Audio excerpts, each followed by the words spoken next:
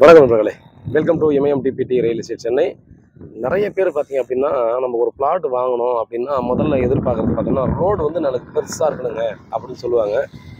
But என்னதான் road வந்து நமக்கு வந்து 40 அடி ரோடு இருந்தாலும் நமக்கு அந்த கார் பார்க்கிங்க்கு கார் ஏற்றும் போது பார்த்தீங்க அப்படின்னா ஃபுல்லாக ஒரு 10 அடி மெயின் ரோட்லேயே ஏற்றிடுவாங்க. இந்த பக்கம் ஒரு 10 அடி, அந்த பக்கம் ஒரு 10 அடி எடுத்துட்டாங்கன்னா மொத்தம் சென்டருக்கு 20 அடி தான் ரோடே மாறிடும். ஸோ பட் நம்ம அந்த சுச்சுவேஷனை தவிர்க்கிற மாதிரி பார்த்தீங்கன்னா ஒரு சூப்பரான பிளாட் வந்து சேல்ஸ் வந்திருக்குது. நமக்கு ஊரப்பாக்கம் அருள் நகர் எக்ஸ்டென்ஷனுங்க. 40க்கு 60ல் 2 பிளாட் வந்து சேல்ஸ் வந்திருக்கு. 4500 ஒரு ஸ்கொயர் ஃபீட்னு சொல்லி. இது பார்த்தீங்கன்னா அருள் நகர் எக்ஸ்டென்ஷன் சொல்லுவாங்க. நார்த் ஃபேஸிங்கில் 40 அடி ரோடில் பார்த்தீங்கன்னா அந்த ப்ராப்பர்ட்டி கொடுத்துருக்காங்க. 2 வழியில் வரலாங்க இதில். ஒன்று, இந்த கடையிலேருந்து ரைட்டு போயிட்டு லெஃப்ட் ஒரே ஸ்ட்ரெயிட் ரோடு எடுத்தோம்னா ஜிஎஸ்டி வந்துடுதுங்க. பிரியா நகர் ஆர்ச் போயிடலாம். ரயில்வே ஸ்டேஷனுக்கு அந்த ரயில்வே ட்ராக் அந்த அடியில் வந்து அந்த பிரிட்ஜ் கேட்டில் போயிடலாம். லெஃப்ட்டு எடுத்து நீங்கள் ரைட் எடுத்தீங்க அப்படின்னா நேராக ஊரப்பாக்கம் ரயில்வே ஸ்டேஷன் போயிடலாம்.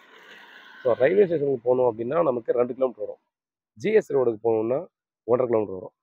ஸோ இந்த டிஸ்டன்ஸ் பார்த்தீங்கன்னா இதுதான் எக்ஸாக்ட்டு. நமக்கு வந்து இந்த டிஸ்டன்ஸ் தான் வரும்.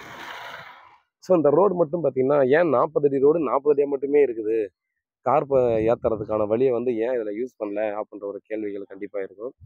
ஸோ இதை ஆக்சுவலாக பார்த்தாலே உங்களுக்கு தெரியும், இதெல்லாம் இது 40 அடி ரோடா 50 அடி ரோடான்ற மாதிரி யோசிக்கணும்.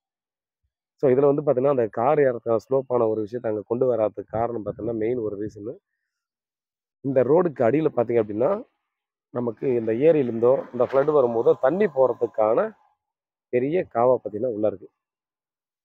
ஸோ ஒரு பாதை வந்து இதுக்குள்ளே நமக்கு வந்து பண்ணி வச்சுருக்காங்க ரோடுக்கு, இந்த ரோடுக்கு அடியில்.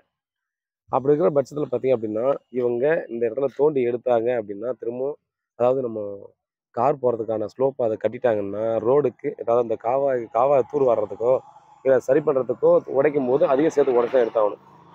ஸோ அது ஒரு ரூல்ஸ் இங்கே போட்டாங்க, யாரும் அந்த மாதிரி பண்ணக்கூடாதுன்னு. அதனால் பார்த்தீங்கன்னா அந்த ரோடு வந்து பார்த்தீங்கன்னா 40 அடி ரோடு 40 அடி ரோடாகவே இருக்குது.